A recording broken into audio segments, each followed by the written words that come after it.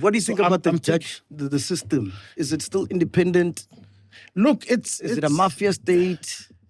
It's a criminal state. Like we are living in a deeply criminal state, by the way. Like I'm aware of that. Like I said in one of the interviews I did that there are criminal components which are officially above the law.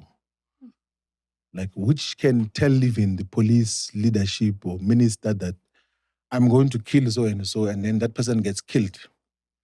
And then the police system ignores the case. Yeah, the case. And it goes to the extent, by the way, where the criminal cartel starts to demarcate spheres of crime in South Africa. So that happens, by the way, where they say for drugs, this group is responsible for the Western Cape. For cash in transit heist, you are allowed to operate up until this level. Like for these, there is a system that determines that, and the South African Police Service is aware of that.